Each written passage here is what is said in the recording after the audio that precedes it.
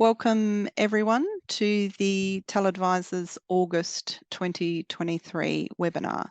The title for the webinar today is What Standard is That?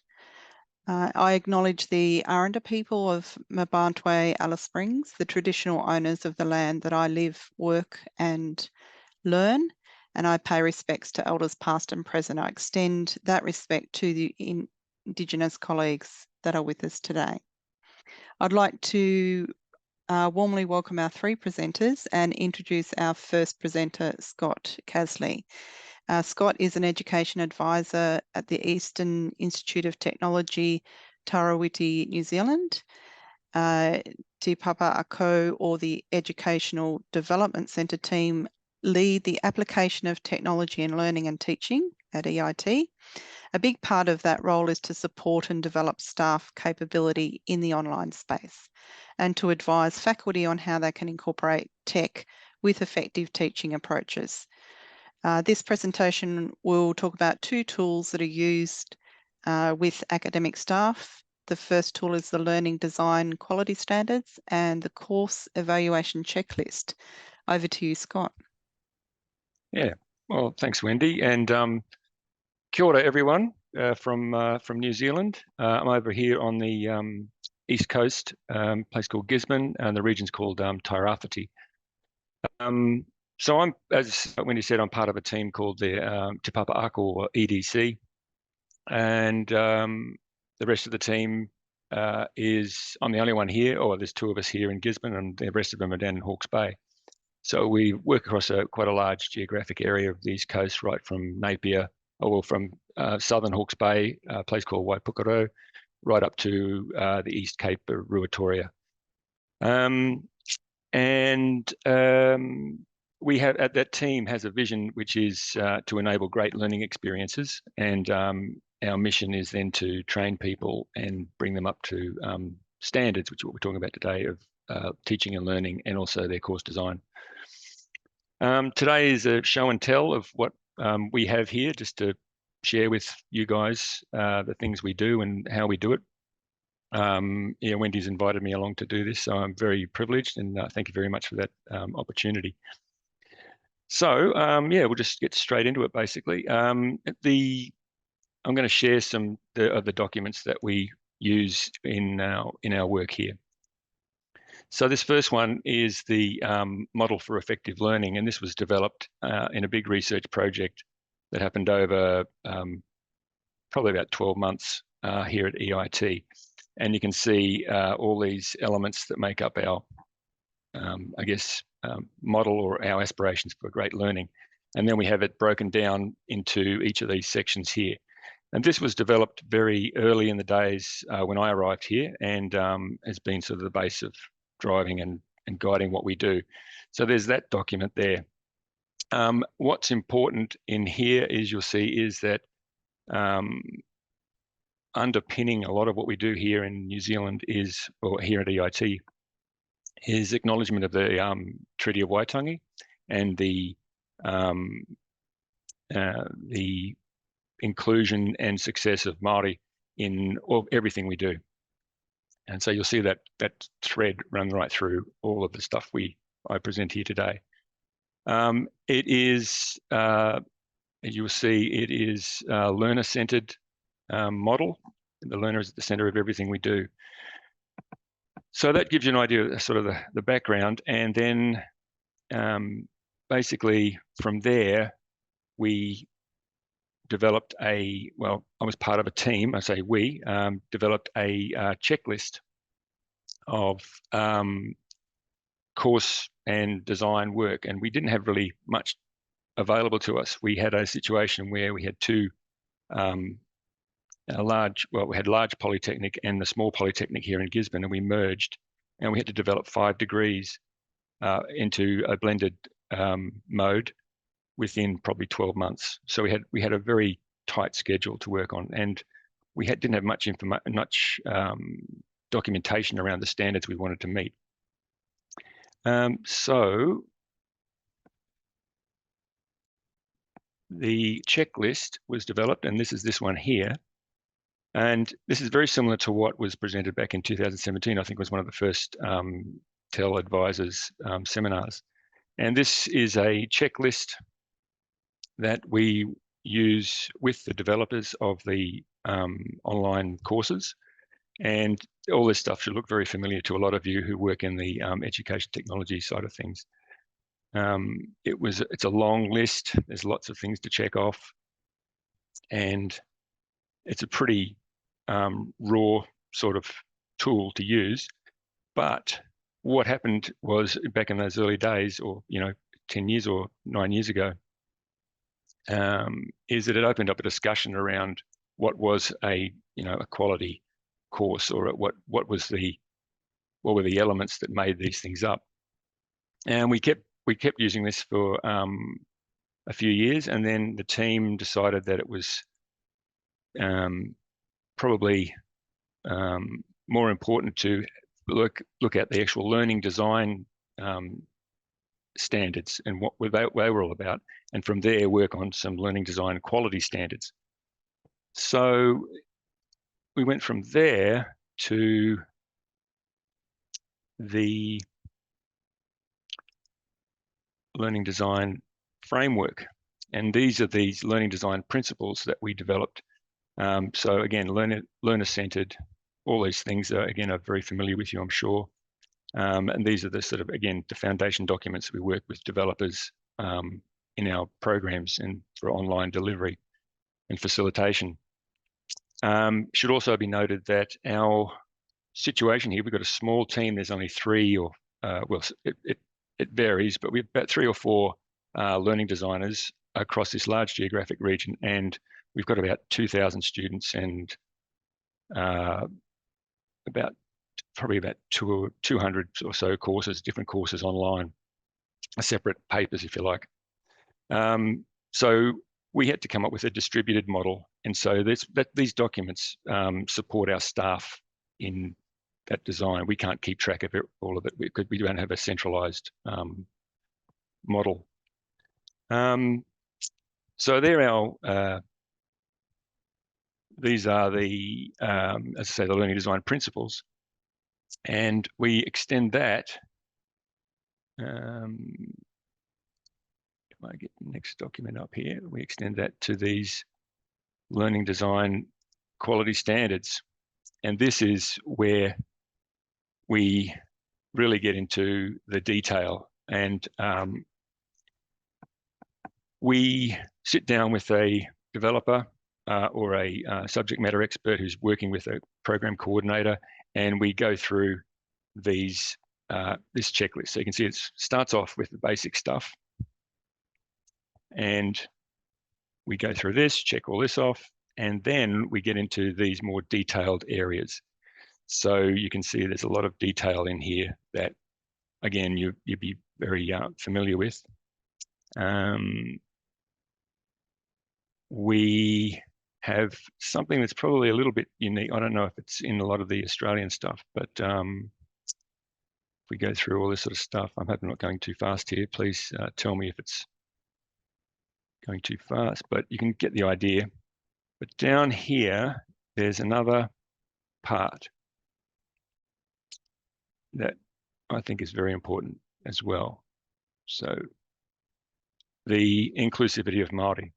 So in here, we have a very strong emphasis on Māori success, as I said earlier. And so all of our programs should have some element of what is known as Mātauranga Māori throughout their programs. And not only that, but we also acknowledge the diverse cultural context. We probably don't have as diverse cultural contexts as you do in Australia, but we still acknowledge it, obviously. So these are the kind of details here for what we do. So that's that. The other thing that we also have, as far as the maintaining quality around the learning design, is once a course is developed, obviously it doesn't stay static and stay where it where it is often changes and new developments. And each year there's a rollover of our Moodle courses, because we use Moodle as our LMS. And we have a form, an online form, that we get our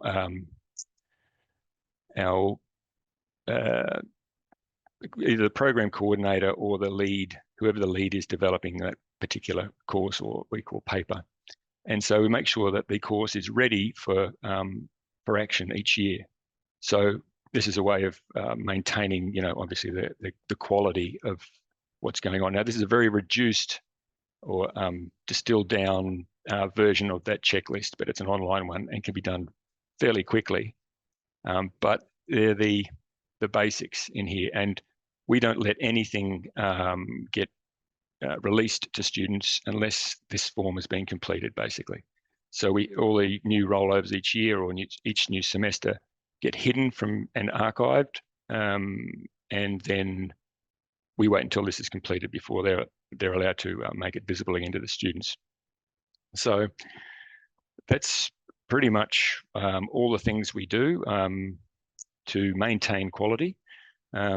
It is a challenge because, as I said, we've got a distributed model, and I guess my question really is, from all this and what we do, is the question I would pose is, what's better? Is it better to have a centralized model or a decentralized development model?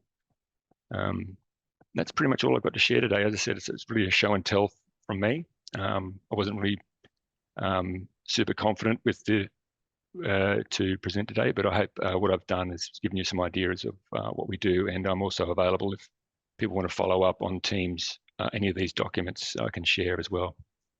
Thank you so much, Scott. That's pretty much me. That was a fantastic presentation. I really enjoyed that journey. Please show appreciation for Scott in the chat or with your reactions. It was really beneficial to see the change from that sort of initial document right through to the online checklist. So thank you very much. Thanks, Wendy. And you can put questions for Scott in the chat as well. There is one question there for you to address, and we'll also have a question and answer session at the end of the three presenters. So I'd like to pause just to enable the recording people. And I will introduce the second presenter, who's Dom McGrath, the Teaching and Learning Manager, Institute for Teaching and Learning Innovation at University of Queensland, Australia. UQ's Digital Threshold Teaching Standards, DTTS, were developed in response to concerns about the quality of online teaching in the rapid response to COVID. This initiative threatened to become like a punitive quality assurance focused audit, all those words dashed together, but was manoeuvred into a process built on appreciative collegial conversation, identifying enhancements to individual courses, enhancing staff networks, and providing evidence for institutional support. So Dom's presentation will explore these processes and possibly briefly display the standards. Over to you, Dom, and you can enable your video. Thanks, Wendy. As mentioned, I'm Dom McGrath from the Institute for Teaching and Learning Innovation here at the University of Queensland, and I'll be attempting to share and hopefully give evidence to all of the interesting parts of the story of putting together these UQ digital teaching threshold standards over the past few years. So I'd like to start with an acknowledgement of country and recognise that UQ acknowledges the traditional owners and their custodianships on the lands in which we meet. The first thing I'd like to do, though, before digging into the story, is acknowledge a lot of the people who did the work on this. And when I started listing people out, I realised I couldn't fit them all on the slide, let alone say things and acknowledge all the great work that went into this.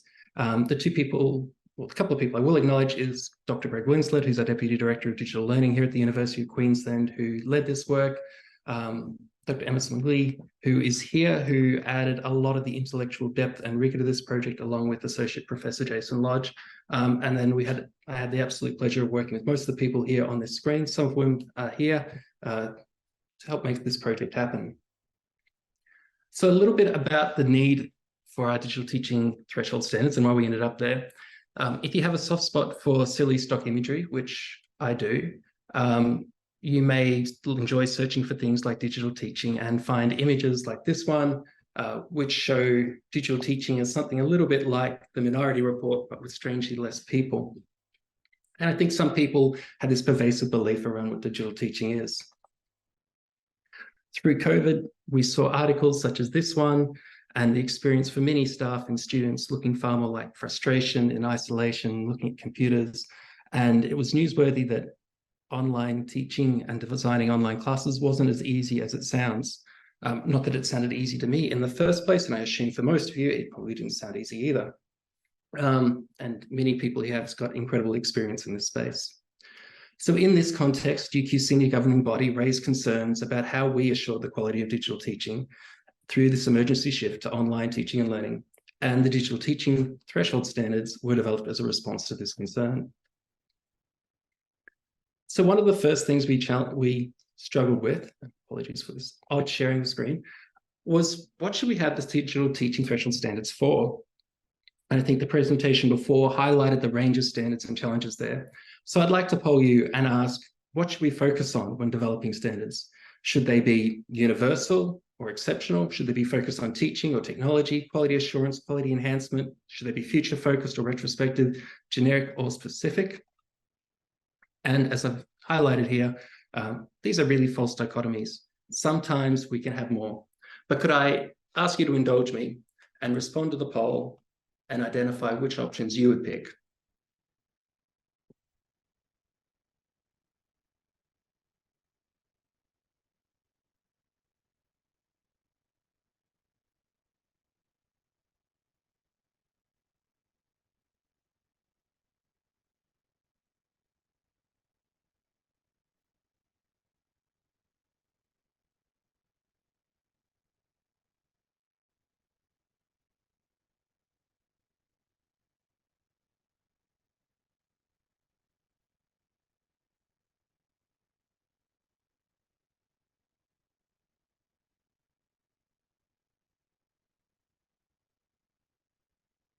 Thanks, Kate.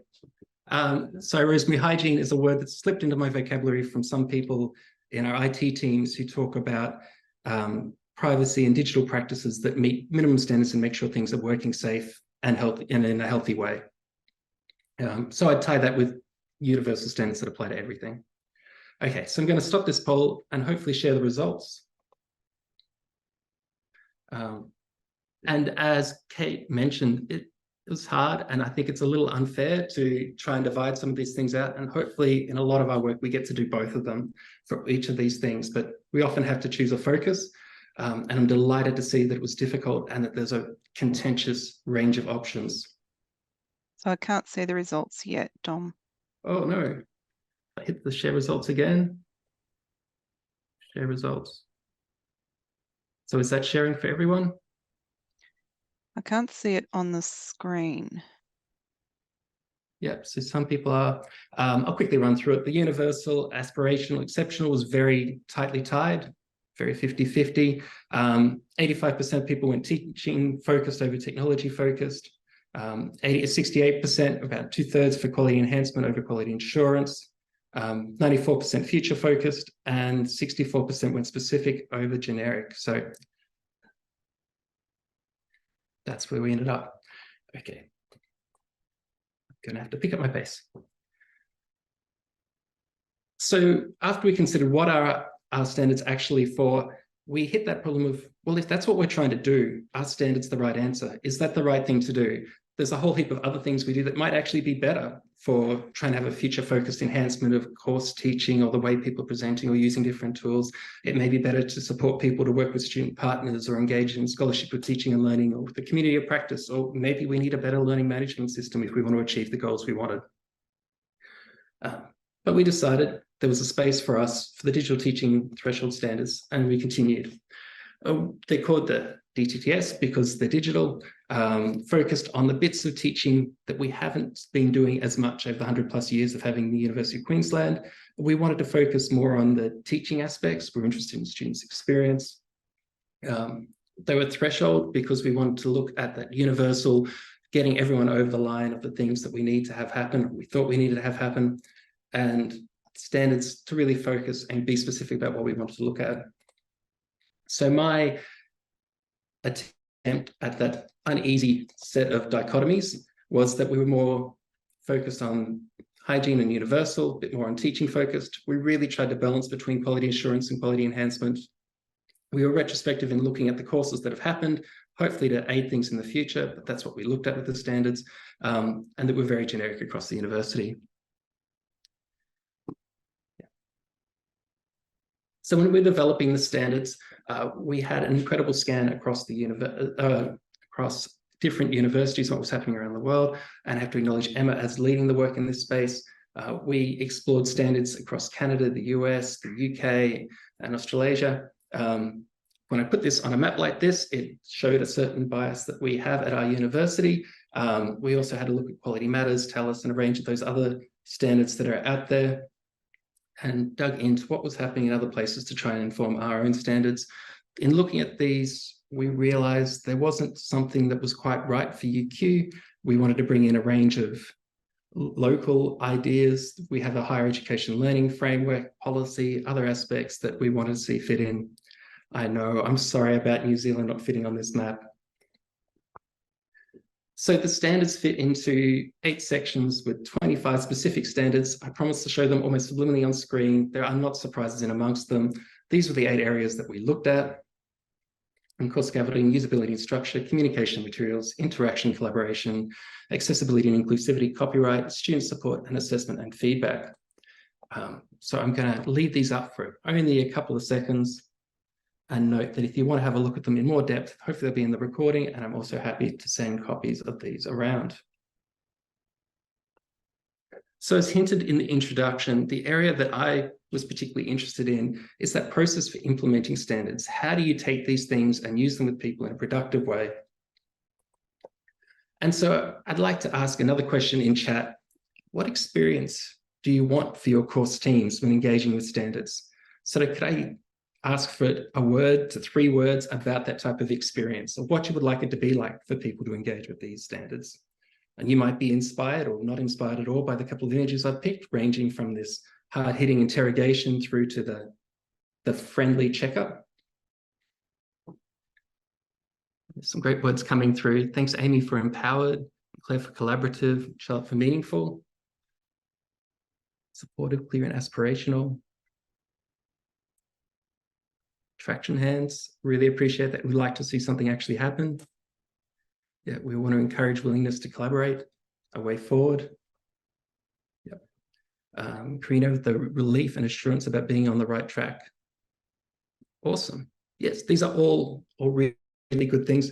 One of the challenges we had, though, was also coming back to that quality assurance focus at the start of, are people on the right track? Can the university be assured that people are on the right track?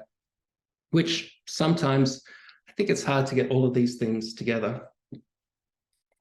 One of the challenges for this is always which courses, which people, which things get reviewed. And a big part of how that experience sets up is how you start and how you get put into this. We had a range of volunteer courses, which gave us a great start. But with volunteers putting their hands up and saying, I'd love to do this, you're unlikely to reach the scale to address the concerns raised by our senior leadership. Across the sector, one of the biggest challenges I've noticed at the moment, I think is pretty universal, is the workload and the challenges of people being able to find time to do a lot of the things they want to do and core things as part of their work. Adding on another review process on top and delegating this without that awareness of workload can be incredibly challenging.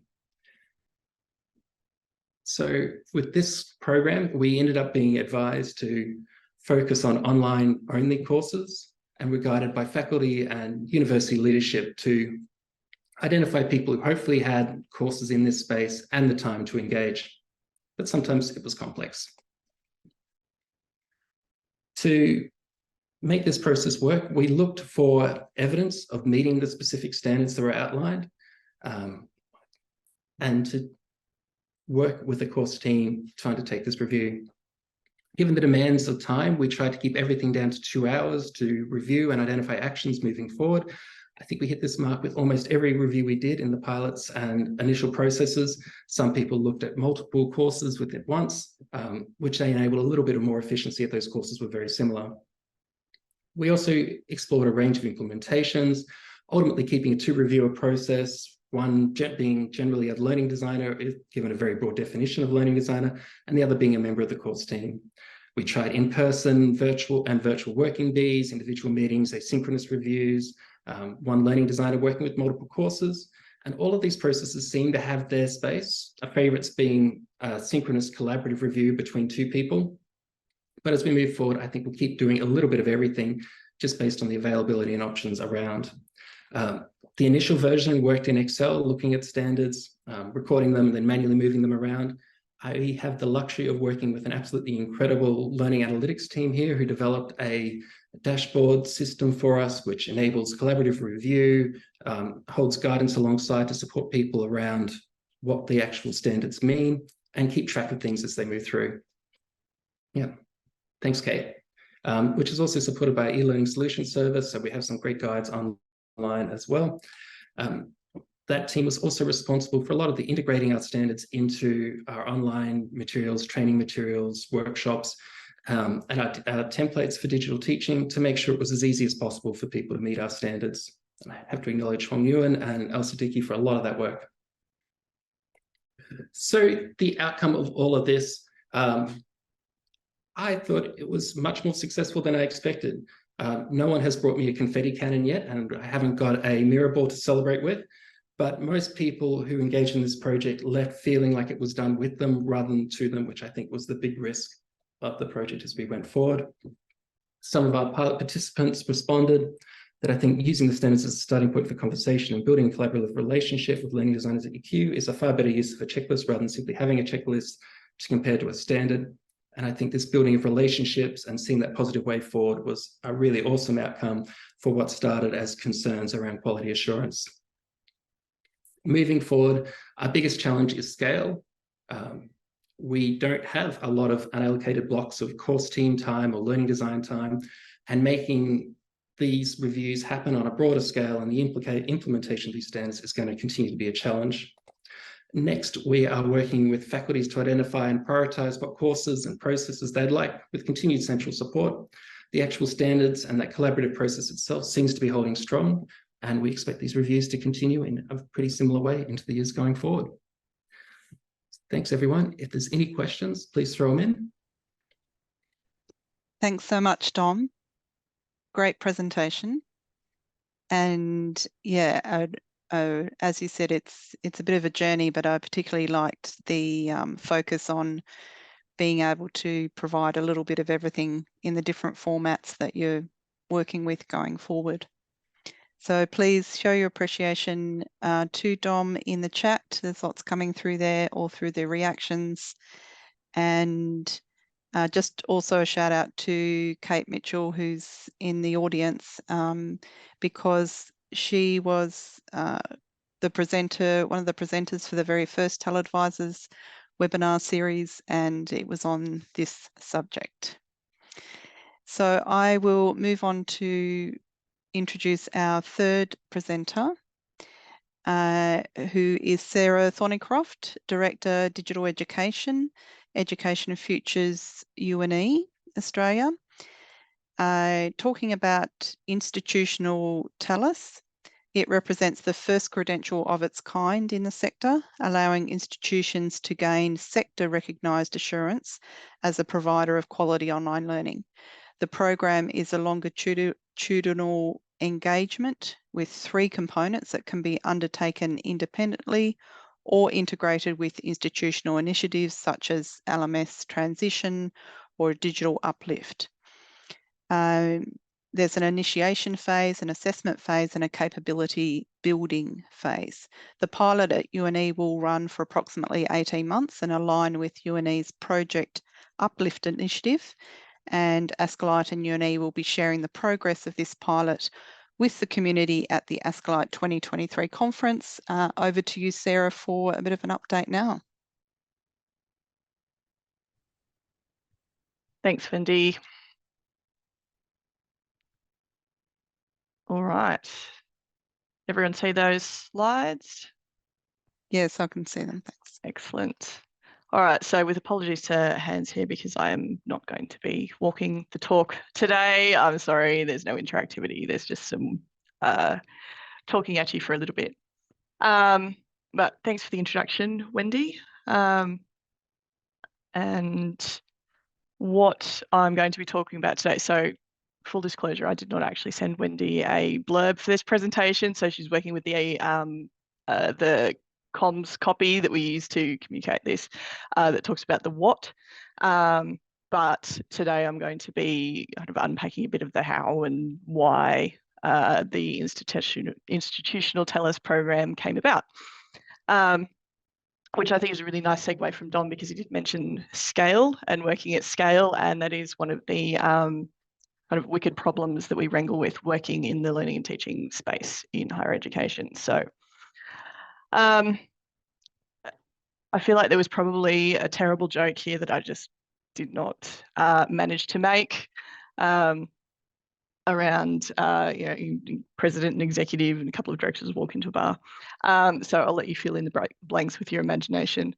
But the institutional TELAS program is something that came out of a really what if kind of conversation that started earlier this year. So I will assume that I don't need to explain the TELAS standards framework to the current audience present. But notably, the TELAS framework is designed to evaluate and set standards for the quality of online learning at the learning package level. So individual units or courses or programs, depending on what language your institution uses. And that's it's a formal accreditation program that Askellite offers as a fee-for-service evaluation program, which is fabulous and needed. But as people who, in the leadership space, we work at the institutional level and have to think across and work with scale a lot. As Steve and I, so Steve Warburton used to work at UNE, and we were working together quite closely on Project Uplift. So UNE is undergoing an LMS transition project with an uplift work stream rather than a lift and shift transition approach. And as we were developing our own frameworks and evaluation instruments for that uplift program and drawing heavily on the TELAS standards as we did so, we started thinking, what would it look like if we move beyond the individual level and accrediting individual people, individual groups, and thought about accrediting institutions? What would it mean to accredit an institution against the TELAS framework? And so that's where the conversation started. We got in touch with Chris and Elaine and had that what if conversation and started working together from there to develop the program that will become the answer to that question. Now, a really bad answer to that question is we send 1,200 individual units to Askellite to evaluate through their existing TELAS evaluation process. So we needed to think differently about what that kind of program would look like. And along with scale, aside from some of the things that we are used to wrangling with around engagement and impact and uptake, there are a lot of complex factors. I started trying to make Venn diagrams or pyramid diagrams for this, and I just realized it was not going to work because institutions are complex organizational contexts and there are a lot of moving interdependent parts that all impact each other and need to be considered. So when thinking about assuring an institution against a standards framework, it's more than just the individual, it's more than just the sum of individual course unit program delivery, there's another dimension that to think about, which includes things like working at the institutional level. So there are things like when you are developing the LMS template, a theme, for instance, there's a lot of components of the standards framework that are met that way. You don't need to assess them in every single unit necessarily, because you are building them into the design of the template. And we've seen some really good examples from Dom and Scott around institutional frameworks that exist, and all of the contextual bits and pieces where we're taking something developed in a general sector context, but need to have that institutional context built into it. Part of that as well is the operational, might not be the best word, but the aspect of how we do things in the organisation that actually has a relationship with quality. And that might look like policy, it might look like process. So we saw Scott had the course readiness form, I think, that he showed. And then Dom talked about the experience of the quality review process. And then capability building is another important piece. We certainly didn't want to create a situation where it's a, pop in, do a review, pop out, and that's as much engagement with TELAS and the idea of the quality. It needs to be deeper than that. So there needs to be an institutional capability build component that relates to how everybody across the institution thinks about and understands and engages with learning and teaching quality. And then there's the contextual pieces of the really high level kind of a strategy, regulation, sector context piece, which is kind of the why. Why would we care about doing this in the first place? Why would an institution want to pursue an accreditation against a quality standards framework? And a lot of the answers to that really big picture why are in institutional strategy, are in our regulatory environment. They're in how we engage with the, as a business in a market. I know that framing makes some people very itchy, but that's the reality of the context that we operate in. And so these are all pieces that need to be factored in. And as we've started the initial design of the program and then have kicked off and started working more specifically with Chris and Elaine, we've encountered some things that we need to really wrangle with as we work through the design of the institutional program, around if we're saying that an institution is accredited against TELAS standards, does that mean literally every single unit meets every single standard at every single point in time, or does it mean something else? And if it means something else, where is the assurance piece? What's assured by whom and where and how and why? And does assurance look like we have processes in place to continually enhance this, or does it look like we have big sticks for compliance? Anyone who knows me knows that the second answer is not the answer to the question from my point of view. And so it's all of that piece really unpacking what it means to engage with quality standards at an institutional level rather than an individual level. And so to do this, because fundamentally Chris and Elaine and Steve and I are all learning and teaching professionals, we're all leaders in higher education and not product development professionals or things like that. And so we really need to, pilot and iterate. We need to design the program as we go. And so UNE has engaged Casley formally to do this, and it will line up with our Project Uplift. That's our LMS transition and quality uplift project. And that's really a chance for us to iterate the design, because as we're working with it, we'll encounter things that we need to be thinking about and that need to be designed in the program, so that this is something that other institutions can then work with, and they know the places where the institutional contextualizing and designing for the institution comes in, and the places where we have the assurance pieces and where we need to articulate things, all that kind of thing.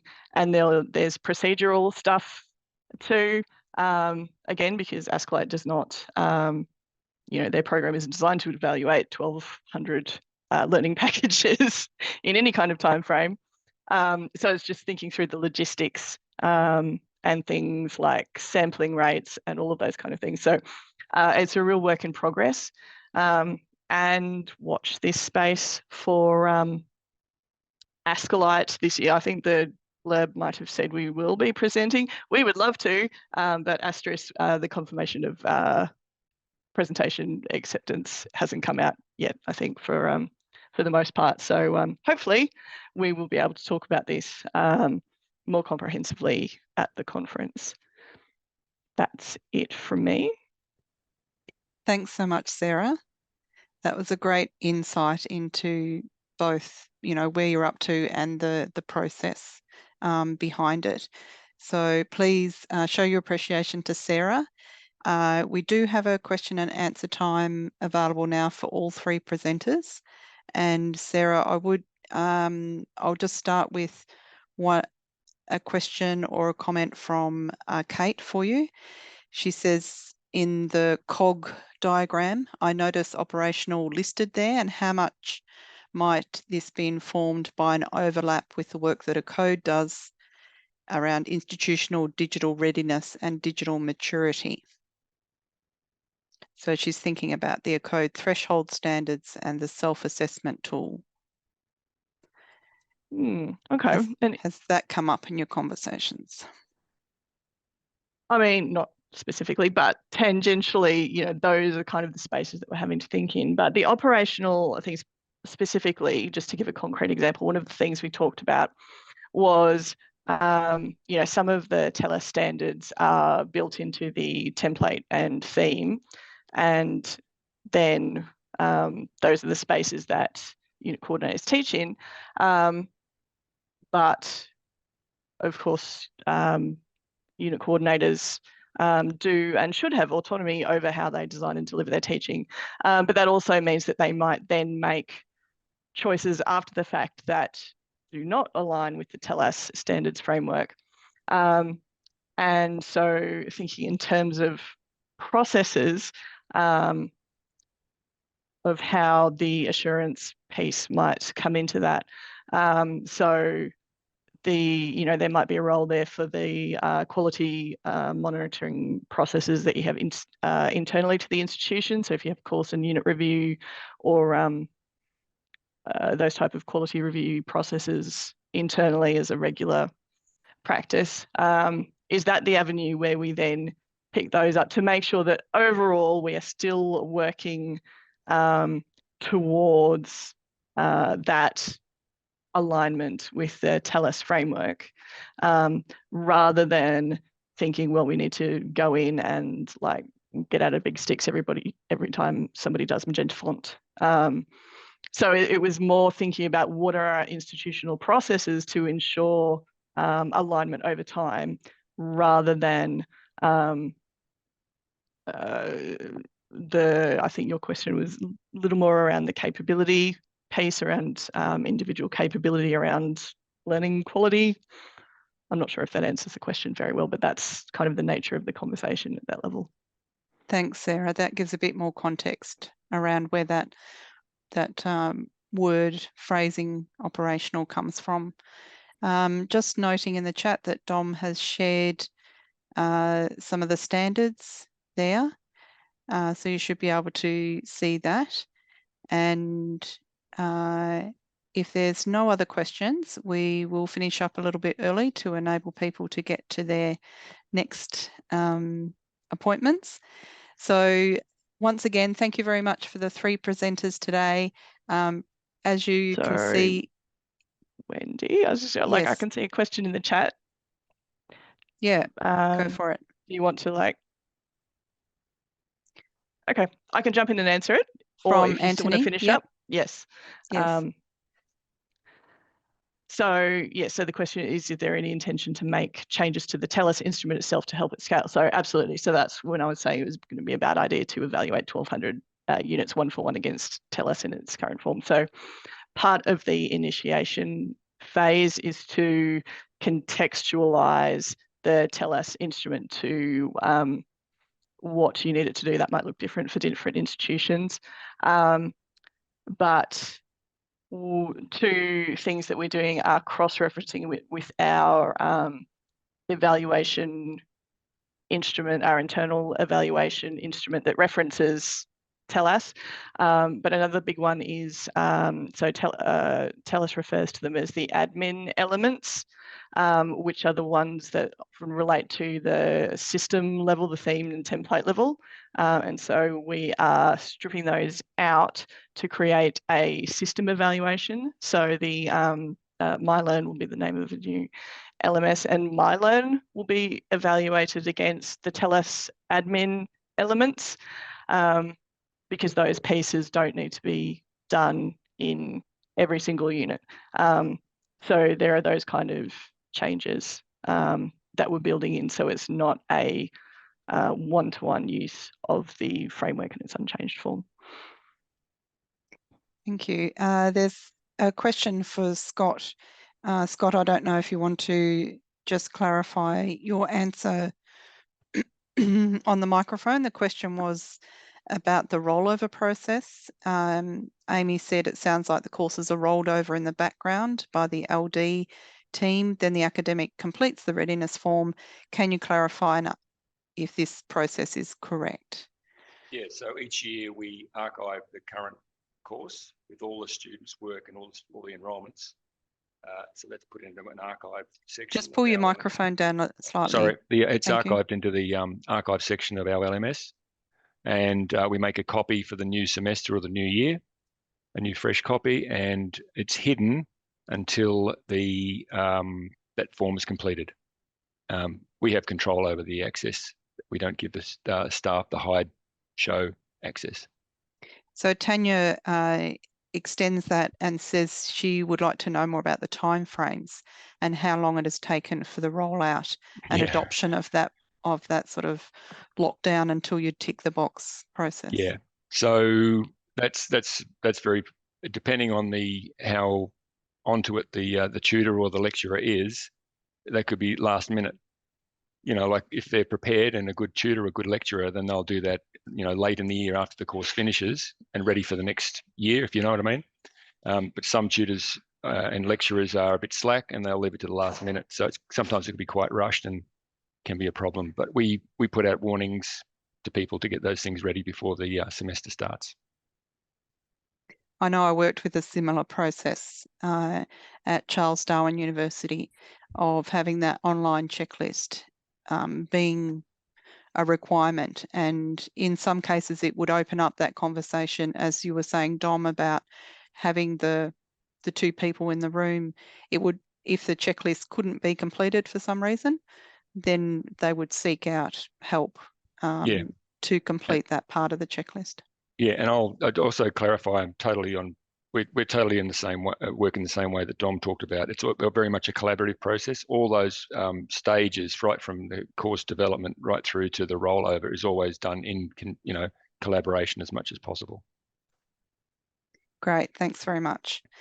And thank you, Sarah. You've put some reference links in there. We can share those in the Teams area as well. And there's a further comment there for you, Scott, in the chat. Oh, sorry, I missed that. What's that? I'm just SharePoint flows. Yeah. Yeah, that's correct. I'm going to go back to Sarah just for a short comment on aligning the institutional TELAS with a uplift program. Why align it that way? Like, isn't one lot of work enough to do just the LMS change or the uplift without all the added complexities of an institutional alignment? I can see what you're asking. And so, yes, in theory, from a staff at UNE perspective, it will look like very much a two birds with one stone process. But one of the important things is this program is to maintain the integrity that Casley has put into the program and the development of the standards and the framework and the evaluation process. And so because the institutional contextualization piece is important, and we're operating the project in a specific way that we need to for UNE, it would not meet the overall assurance goals for UNE staff to be doing that assurance piece. Casley needs to have that purview to bring the rigor of that evaluation process in, not just take our word for it, I guess. So I think that's why, maybe overall it looks like double handling, but it's really that kind of insurance of the integrity and rigor piece as a formal accreditation in the sector rather than working only to our own internal framework. So I think that was an important piece to still have as a core part of the project. Great. Thank you very much. Okay, thanks everyone, and I'm going to stop the recording here.